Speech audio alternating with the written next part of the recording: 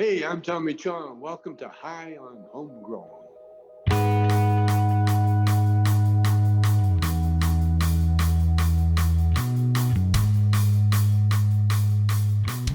Yes, everybody, and welcome to High on Homegrown, the cannabis podcast from Percys Grow Room.com. In this week's Grow Guides, because it is winter up here in the Northern Hemisphere, we're talking about the best way to keep your grow room warm. And that's different ways of heating, different ways of insulating, and just things like that, to keep your grow room nice and warm efficiently, so you're spending less on electricity. We also have some great questions at the end of the show in the listener mail section. And if you have any questions you would like to send us, then you can send them via email. You can send them on social networks like Instagram and Twitter. Just drop us an inbox, or you can send them on the thread over on percysgrowroom.com. So don't be shy. If you have questions, then send them to us. We always like to hear from you guys. Also, on Sunday, it will be the last live show for a couple of weeks because we're going to have a little break over Christmas. So make sure you come and join us on the live show on youtube.com/High and Homegrown on Sunday at 9 p.m. GMT, 4 p.m. Eastern, and 1 p.m. Pacific. We'll see you there. But for now, let's get on with the Grow Guides. I hope you enjoy this episode. See you in a bit.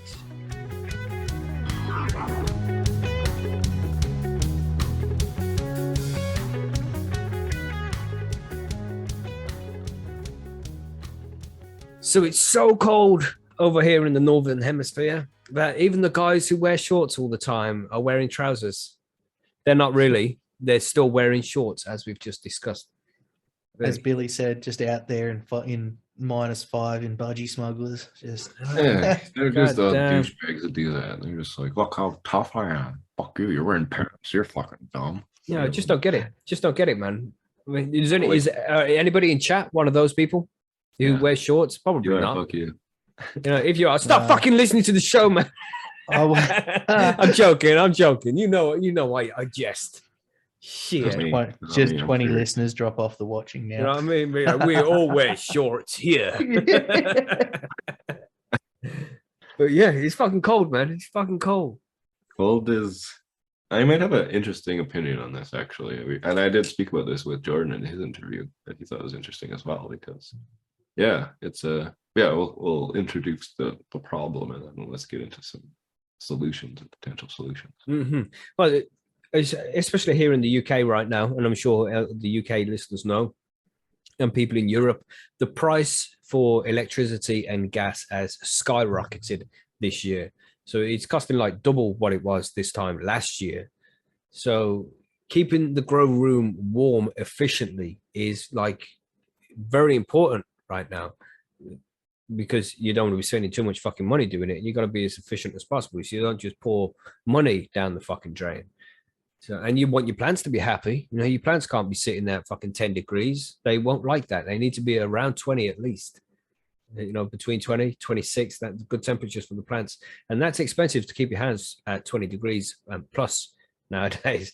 So, you know, you want to heat your grow room properly and efficiently, keep the heat locked in there for as long as possible, keep the cold out as much as possible, and, you know, just do your best for as cheaply as possible. So that's what we're going to talk about today. I'm going to talk about different ways you can do that. Now, for Bubble Hawk, this is because you are in Australia, you are, in fact, enjoying summertime. So people might be wearing shorts where you are right now. If people aren't wearing shorts, then they're nuts. Yeah. As it's getting warm, like the last couple of days been 30 plus, and it's not even summer. But summer's going to be a bit savage. Although we have been told that we're only going to get a short reprieve, and then we're going to cop all the rain again for next year. And then sort of this time next year, they're talking possible drought conditions. So, you know, lots to look forward to and all of that. Mm-hmm.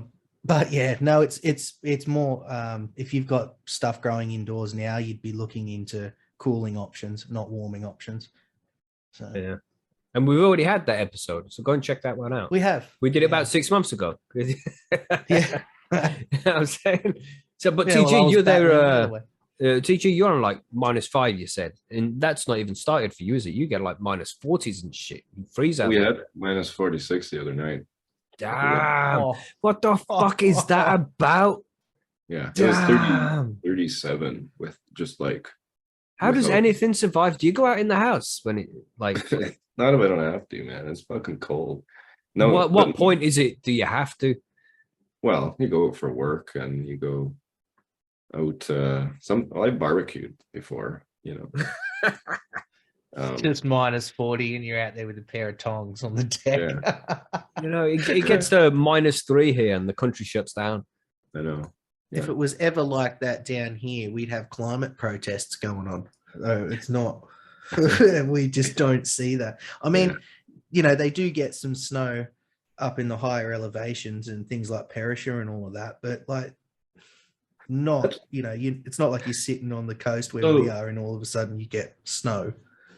I have a question then. Why are so many Australians like into snowboarding if there's no like snow there? Where do they go to snowboard to learn? Well, you go up into Percys and that. So okay, so you do have mountains. boarding and shit like there. Yeah. So there are some places that do get snow, and we do have quite a few nice slopes. But yeah, I just remember like when we go to the mountains in BC, like I don't know, probably definitely over 50% of the lifties and the staff there are from Australia, just here because the season, and they go back over there.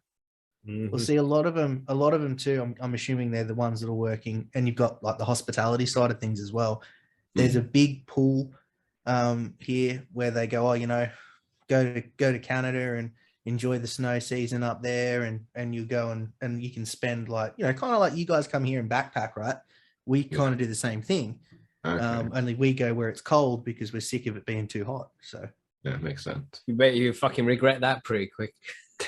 Well, no, you see, this is like because I'm saving up to do a trip, but I won't fly cattle class, so it's going to cost me like 20 grand just to fly over. Oh yeah, man, we're all the way down the bottom there, floating around on our own. So we it cost us money. Like I think the flights were about 10 grand. Because I'm going to fly business. I'm not going to fly with the plebs. You should fly with the plebs, man. It'd be much cheaper. You're going to sleep most of the time anyway, right? Nah, well, yeah, but see, this is my problem is like, because my back's as bad as it is, if I sit like even just a flight from New South Wales to Perth here is like 5 hours. By the time I get off that plane, I'm in pain. So if I'm going to do a trip that's like 18 plus hours, no, man, I'm doing that in comfort. Yeah. So, planes are expensive, man. But anyway, yeah. So grow rooms and cold. So, so what do you do, TG? Because you must have many heating appliances. You're in the basement as well with your grow, right? Yeah. Well, you know, the assumption is like you're not growing like in an outhouse or something. If you're growing in an outhouse in Saskatchewan, like at this point in the game, I don't know why, because it's illegal and you can do it in your house with tents and things. But yeah, you generally like you wouldn't grow outside. So that's not really an issue. If you don't have an insulated building, you wouldn't grow in there either. It just gets too fucking cold that it's like either it's a heated building or it's not and you don't use it. But there are places like my old house that I was in around the foundation. It was a really shitty house that was old and hadn't really been upkept right, and there was actual holes like under the steps of my door. I could see fucking light coming in when I was in my basement from that. So there was like probably a bowling ball sized hole. So it got sometimes like I had my laser thermometer and I would shoot at the walls and it'd be like 5 degrees, 6-7 degrees Celsius. The ambient temperature never really got below like 12 or 13, which, like you mentioned before, 10 degrees, you're pushing it for, you know, any sort of growth, let alone just keeping it alive. Yeah. It's just in stasis at that point. So what I used to have to do was there's a couple of things that I would do. I got my landlord to basically bore a hole in the HVAC from the furnace because I didn't have any ventilation. There was no output from the furnace down there. So I did that and I had a vent installed. So basically when the furnace came on, it would output a bunch of, you know, hot air and keep the place a lot warmer, which helped a lot. But again, you lose a lot of that to like the fucking concrete absorbing it and going out of that hole and other shit. So between that, you know, you want your room heated ideally, and not probably with like an electric heater, because if it's that cold that you need to keep it heated, it's going to be really fucking expensive to run a heater, and probably really dangerous, to be honest, too. You don't want to have a heater running like 24/7. in my opinion. Mm-hmm. Just the type of appliance that it is, It's risky.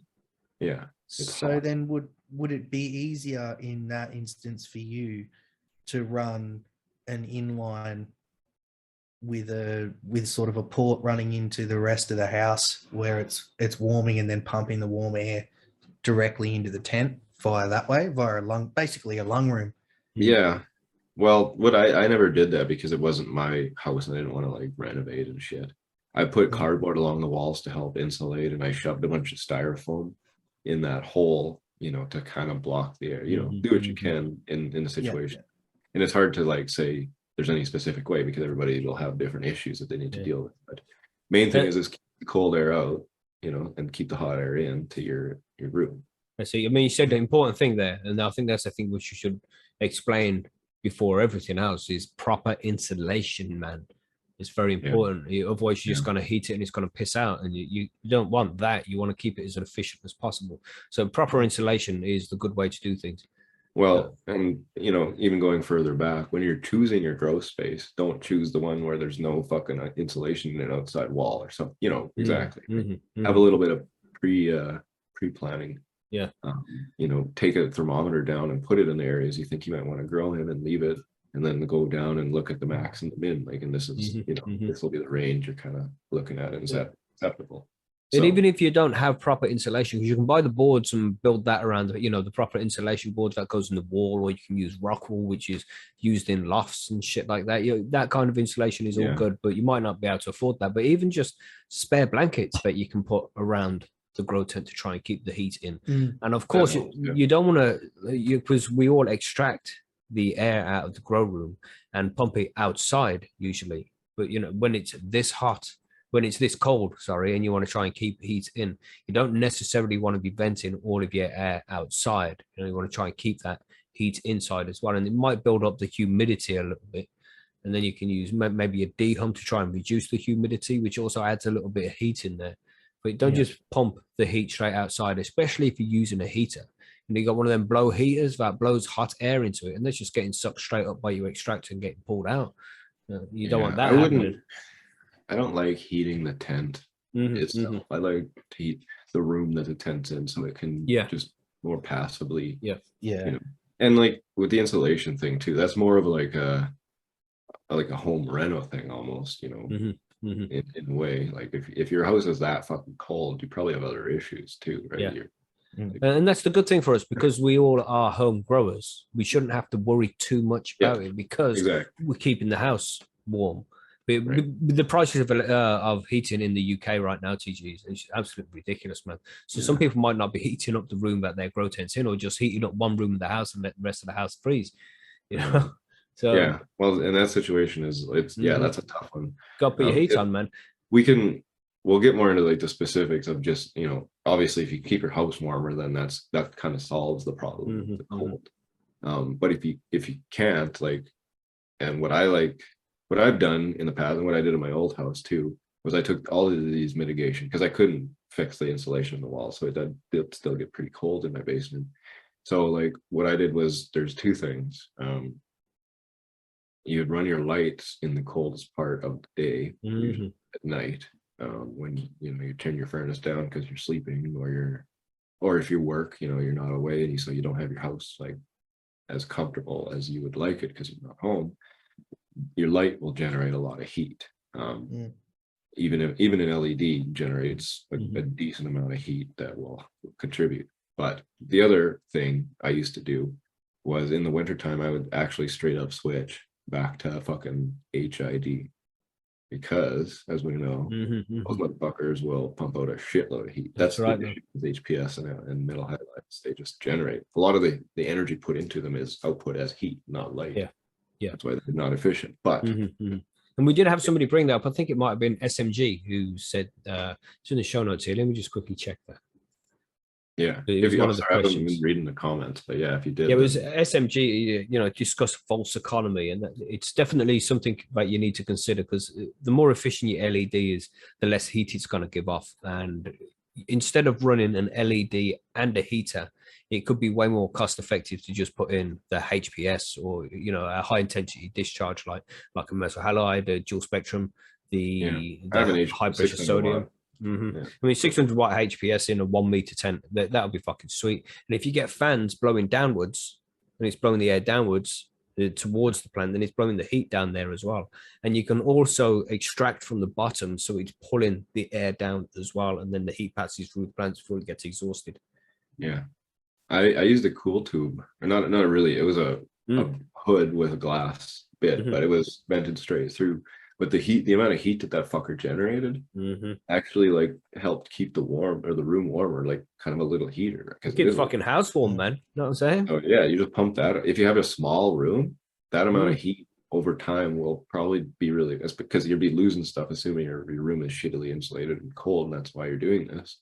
You know, you might be able to have better balance this equilibrium that generates enough heat. So yeah, that is a good, easy way. I mean, you have insulation so far. Properly insulate your grow room, and then don't vent your air directly outside. Try and recirculate as much as possible to try and keep as much of the heat as possible.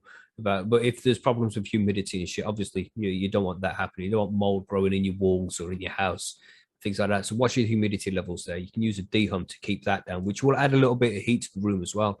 When you use your dehumidifier, they do produce heat, so that will also keep the heat up, which is cool. And then go back to the HID lights. You know, use your high pressure sodium, get that shit back out. Don't use the LED for just a few months while it's going over the code period, and that's going to help as well. That'll, you know, be more efficient than running an LED and a heater just to have the HPS running. I was just going to say one thing we haven't really touched on is what you're actually running and whether you know, because for me, if I was put in a position where I had to worry about heating and things like that, we're talking a 3-month period that you guys, you know, maximum 3 months that it's really going to be that cold that it's a problem that you're going to need to run heating and things. Run an auto. Yeah, because you can run an auto on 20 and 4 on with LEDs, and then when the LED comes off, you can use your heater. That's a good idea, man. I never thought of that, because you'd be running 18.6, so you'd have longer hot period the whole time, whole grow, and you can start at the beginning of winter and finish, and you get a crop through winter. You know what I mean? Idea. Really good idea. Autos save the day quite often, don't they? Yeah, they make things fucking easy. I never thought of that. I mean, I still run photo because like my house now is nicely insulated, but fuck. I mean, I'm sitting here in a t-shirt now in my house, so I can't complain at all.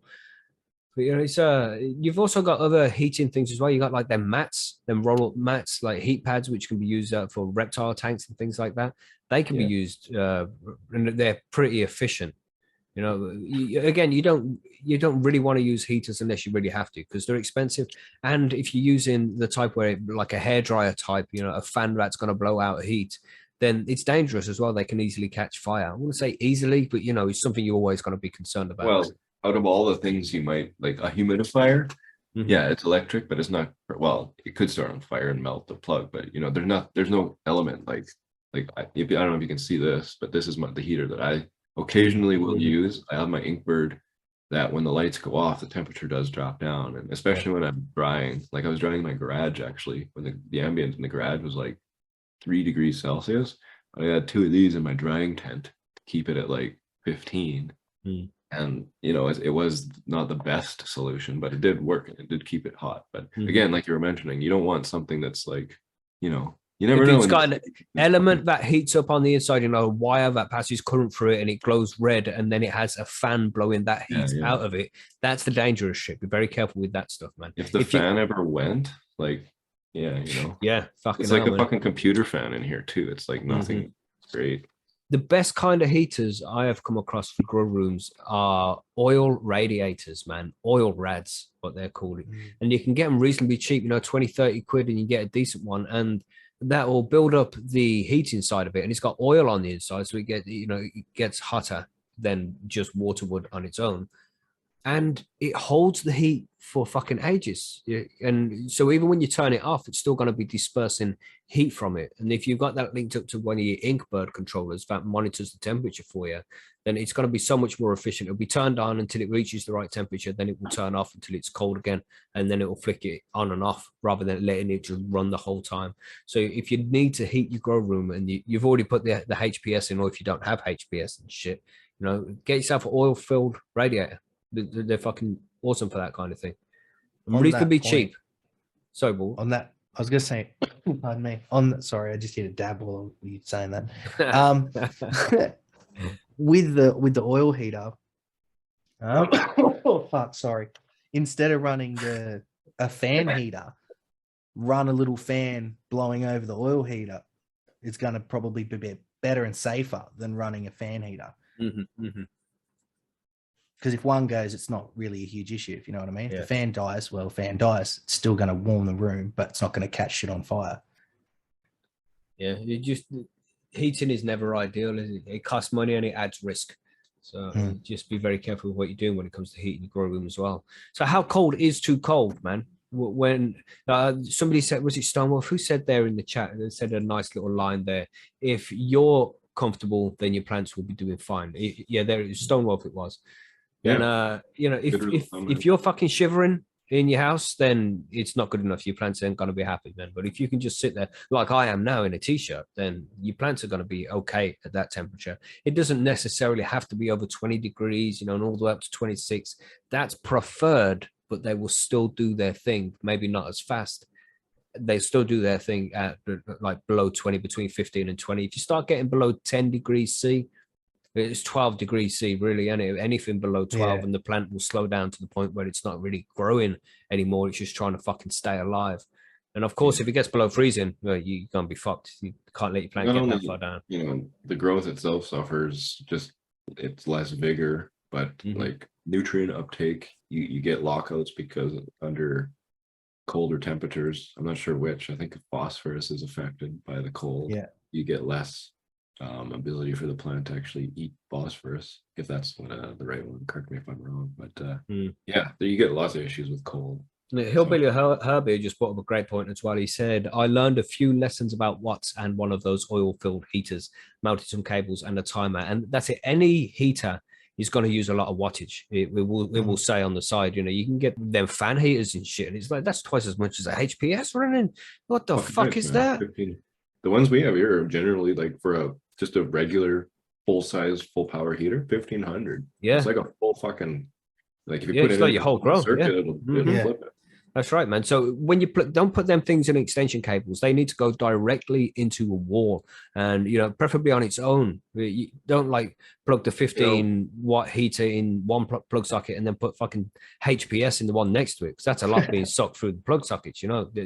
I say heaters are, they're the last resort. Don't use heaters unless you fucking have no other option. They're risky, basically. They're risky. They cost a fortune to fucking run.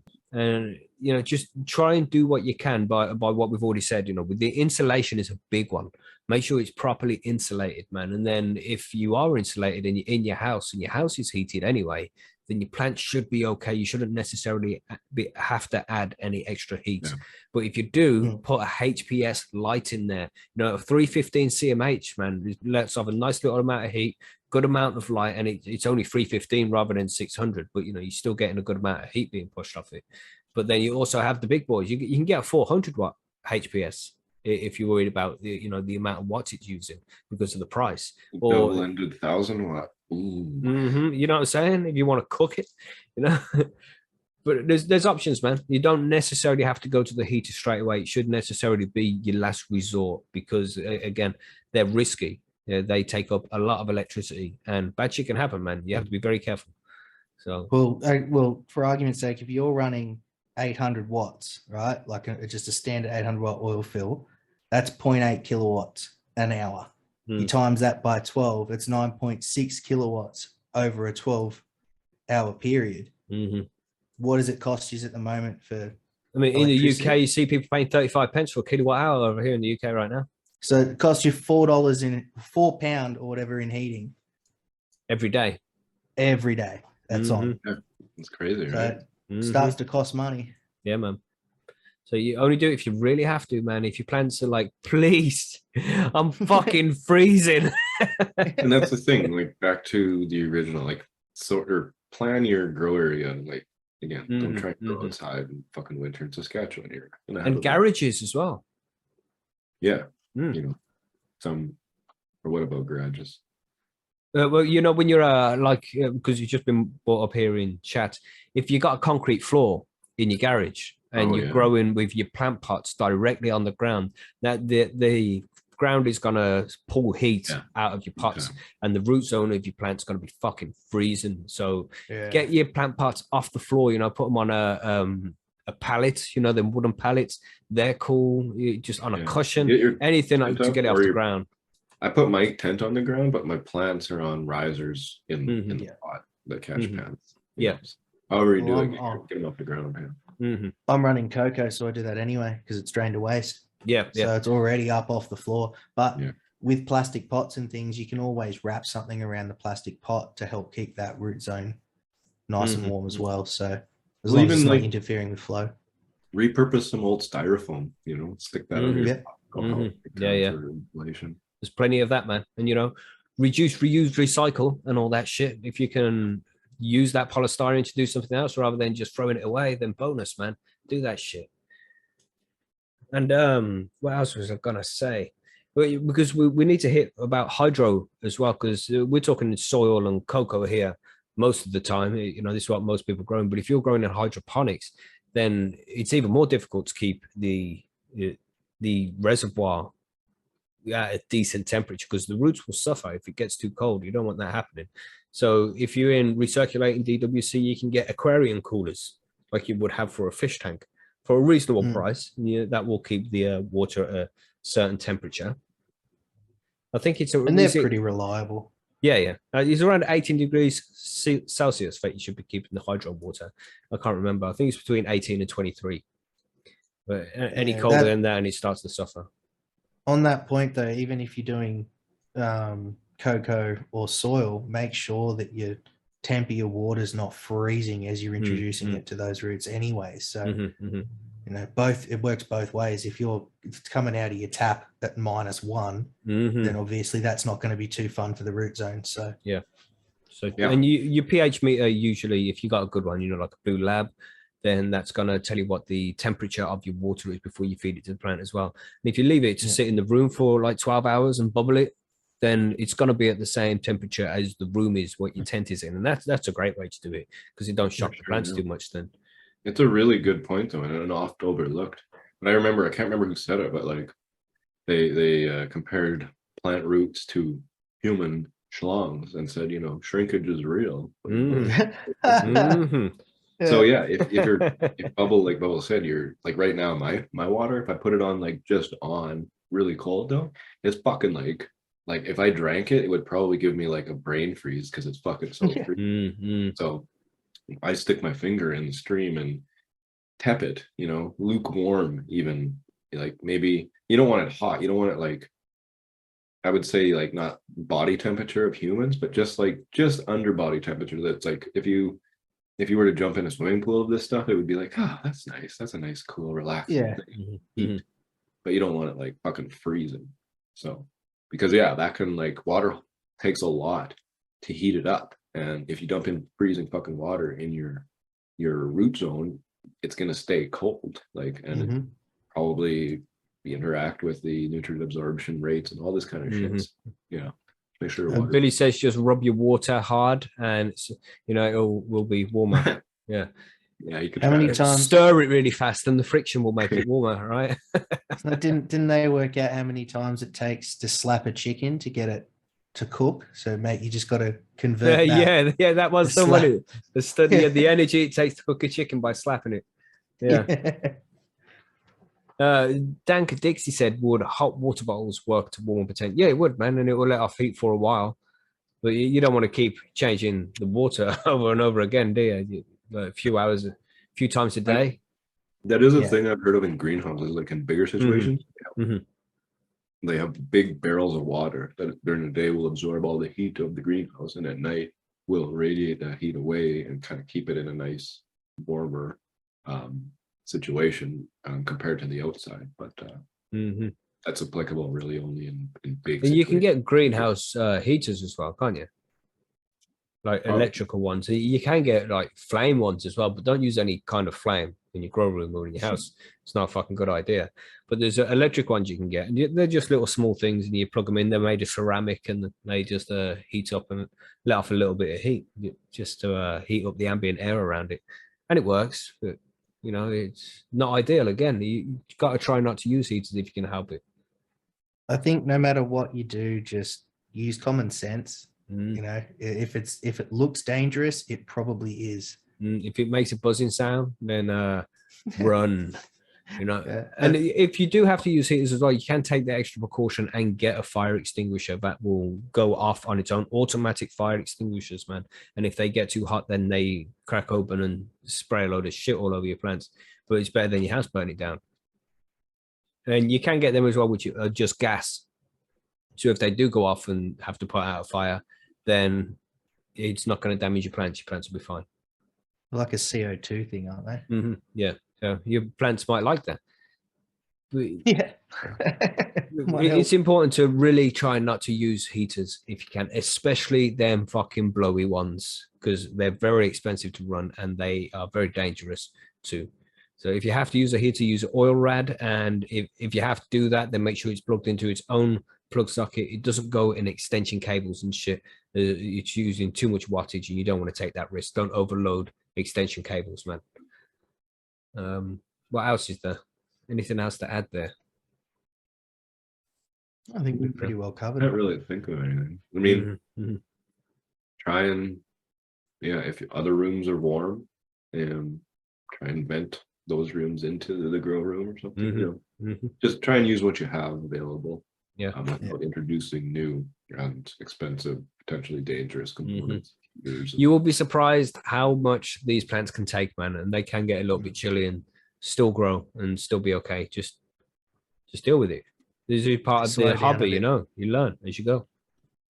So insulation is always the first thing to recommend, you know, because that's going to be cheaper and it's going to be definitely cheaper to run, because once it's in place, it's not costing you any money, you know. So if you properly insulate the room your grow room is in, and preferably the tent as well, if you can properly insulate the tent, then that's going to save a lot on money and it will keep a lot of the heat in. Don't vent the air directly outside, because that's just going to be pouring heat out the fucking window, and you don't want to be doing that. So try and recycle the air as much as possible. And if it's getting too humid, use a dehumidifier, which will also add a little bit of heat. If we don't want to use a heater, you can use your HPS, right? You can use 315 CMH. You can use the 600 watt HPS, any kind of light like that, with fans blowing at the light down towards the plant, so it blows the heat down. And you can also take the carbon filter or the extractor from the top of your tent and bring it down to the bottom, and that's going to pull the air downwards as well. And that will also help keep the heat flowing over the plants. So slowing those fans down too would be a good idea. If we didn't mention that. As long as you're not getting humidity spikes, just slow those fans down a little bit. Your extractors and shit, slow them down so they're not putting as much heat out, as much air out so often. Good choice. Yeah. And then for the hydro, you know, if you make sure your pots are raised off the ground for a start, so the heat isn't getting pulled straight out of the pots. You don't want to do that shit. So make sure they're up off the ground, and if necessary, you can get an aquarium heater to keep the water warm enough. So, and that's just about everything, really. That's what you have to do to keep your shit warm. It's not as difficult as you think, but it can end up expensive if you go too far. So be careful, especially if it burns your house down. That's very, very expensive. And hard to explain if you're not in a legal area. You know what I'm saying? Damn, always scary. You know, you're always scared of things setting fire without a fucking heater being in there. I don't think I could leave the house and leave a heater running without being fucking scared the whole time I'm out. It's just not worth the risk, man. You can do it. You can do it. If the house is warm, your plants will be fine. You'll be fine. So we do have a couple of questions here. We have an MC Grower. So I would like to know how they work out the ratio of Indica / Sativa in a strain, e.g. 70-30, 50-50. What tests do they do to determine this? Cheers. It's a good question. It's a good question. Yeah. Usually it's just lineage, right? Depending on what Yeah. the parents were. That's a fucking bullshit marketing thing. There's no such thing as like, oh, I mean, there are, I guess the Indica Sativa debate, you know, is a very, those terms are vague and they shouldn't be used to describe really anything, I don't think. However, the way they do it is actually probably exactly like you said, it's lineage, you know. This is Super Silver Haze crossed with fucking Bubba Kush, so it's 50-50 because Bubba Kush is, someone has said it's 100% indica, Super Silver Haze is, and again, those terms, like, who decides that? There is no test they do. There is no genetic marker of an indica versus a sativa, because those terms are just market terms that have really just gotten so ingrained in the culture now that people use them. And we know what they mean, you know, but they're not really indicative of anything except for the shape of a fucking plant. And you know, what you might think of when you're getting a sativa, like the effects, the flavors and stuff, I mean, that not necessarily going to come in a 80% sativa, you know, plant or something. So my opinion is, that's just just a bunch of marketing BS that really doesn't mean anything. What do you guys think? I remember someone saying it was more about plant traits than it was anything else. So as you said, you know, like for argument's sake, Indica's being shorter, a lot of leaves sort of thing, and then your Sativa's having the longer leaves, usually a taller growing plant, all that sort of thing. Yeah, and in that very simplistic definition, probably if it's more indica, it's going to be a shorter plant. If it's more sativa, it's going to be a taller plant. Yeah, but beyond that, I don't. It's not like there's a indica THC and a sativa THC. The cannabinoids are the same. You're going to have different terpenes, but they will cross over on fucking different plants. Like there'll be the same terpene in an indica plant as there would be in a sativa plant. It just depends on what strain it is, really, isn't it? Yeah. Well, and there's so many different things that go into the expression of those genetics in terms of like environment and medium you're growing in and all this other shit. So like just to buy a plant based on 70-30 is, I don't know, kind of not great, but secondary metabolites content more relevant. Secondary metabolites content more relevant.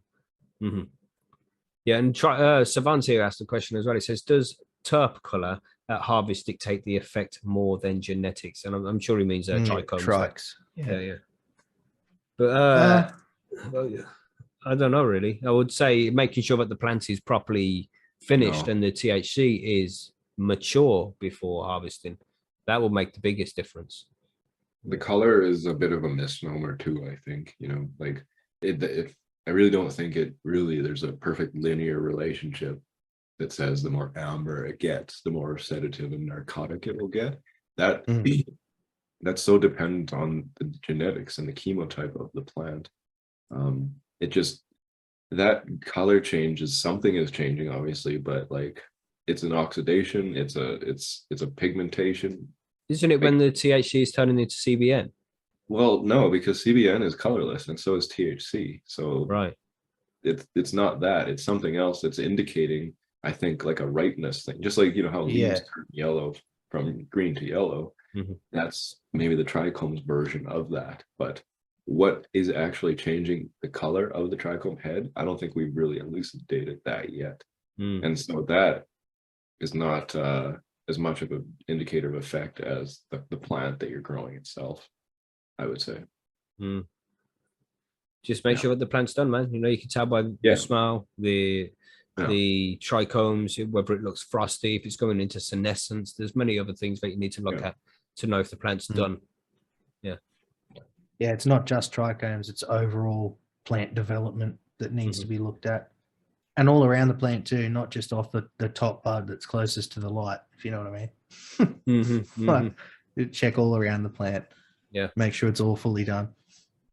Yeah, I mean, I was listening to another podcast, a breeder syndicate, Not So Dog. He's a pretty, well, I would say, the definition of OG kind of thing at this point in the game. He is in the Chem Dog family specifically, and Chem Dog, apparently he tells a story where when Chem Dog was really famous in I guess LA, there was brokers that would come and they would be driven by THC percentage and stuff, and they would want this Chem Dog that was cut down early, that tested higher in THC than the Chem Dog that was actually done, because the people who grow it, like Knott's Dog and others, knew when it was done because they had so much familiarity with it. When it was done, it tested in at like 18 to 22, right? And so what does doneness even mean? Like the highest THC percentage, is that done? If you ask Frenchie, he would say like, no, there's a specific point in every plant's life based on the plant when it's done. And in his eyes, it was optimization for making hash, right? And so that doneness is, I think, almost a subjective thing depending on what you're growing for. But the peak THC development might not equal the doneness, right? You know what I mean, in terms of its perfect expression of the profile. But I don't know. I mean, it's yet to be determined, probably. Interesting. All still subjective at this point. Yeah. Stonewolf says, do all plants go through senescence? And is or is it color dependent on Yeah, so let's try that again. Do all plants go through senescence and show color change, or is it dependent on temperature? It's I don't, I get it. It wasn't written as well as it should have been there. Stonewall, concentrate, bro. All plants do go through senescence. Plants will die. I mean, maybe there's some that there's that bristlecone pine that's fucking 5,000 years old. So maybe not that one, but specifically marijuana plants, yes, they all will die if given the opportunity to go through its life cycle in terms of the maturation and sexual reproduction phase. If it goes that far, then yeah, whether it's an auto or whether it's a photo, unless the light changes back, which you could revert and then theoretically keep it going. But to your question, yeah, most plants will start turning like yellow and shit. Not all will like go like blues and purples and blacks and all that shit. That's dependent on both genetics and temperature. If the genetics allow it, can bring that out. But genetics, I would say. What do you guys say? Yeah, well, that colors were anthocyan, and that's what's bringing out those purples and the blues and things like that. So the more that a strain has that in its genetic profile, the more likely you're going to see that. But senescence, whereas the plant's eating itself. I mean, if you do it basically when you flush anyway, really, that's you're kind of trying to trigger that to let the plant chew up some of those reserves before that's why I do it anyway. And then you'll see as that they start to yellow off and they start to eat that. Doesn't matter whether that's auto or photo, but I know there's I've never seen them nor have I smoked them or anything, but like I've heard stories of in Thailand, for example, there's plants that kind of just like flower indefinitely because it's and they don't have anything but 12-12. So I don't know how long. I imagine those plants eventually die too, but who knows how long they can like keep kind of half veg, half flowering sort of idea. But there's probably some weird shit out there like that for sure. But generally, yeah, I would say that. Interesting. Yeah, because plants growing at 12-12 on the equator there. What the fuck do they do? Yeah, right. They just flower kind of long and forever, and maybe I don't know. I don't know much about equatorial, like that equatorial aspect of those things. So yeah, cannabis is an annual plant, so it does kind of die towards the end of its life. Yeah. Okay. It shouldn't live any longer than a year unless you re-veg it.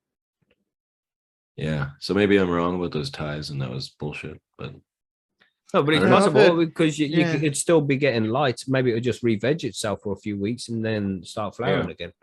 I'm not too sure. We should go. Thailand's legal now. So let's go check it out. Let's go.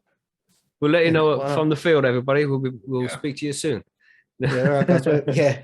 Get up to Chiang Mai and get some real Thai sticks and shit. Fuck yeah. Anyway. Yeah, so good questions. We Good did have one questions. more, but we kind of we covered that during the grow guides there. Could discuss false economy using an LED with an additional heat source. For example, use 315 CMH, which produces light as well as heat. This saves you money. Yes. Again, an important point, you don't want to be spending a shitload of money on your grow, because every time you add more money to it, it reduces the efficiency. And you spending more and more money to grow bud, and you don't want to do that. You want to spend less and less. You want to be getting cents on the gram rather than dollar on the gram, Yeah. So just be as efficient as possible. And really, if you're keeping your house warm, you shouldn't need to add any extra heaters. Yeah. But if you're in the garage and shit, then it becomes a little different. Just be very careful with the load. But that's about it, right? Yeah, I think, pretty much. Anything else to add? No, No. I think No, it's like, if you don't have your shit in, like if you're just moving a cardboard box outside, it's like, yeah, that's gonna be hard. It will be. So Just insulate. That's the way to do it. pre-plan and do it right. So let's go to the outro then. Let's do it.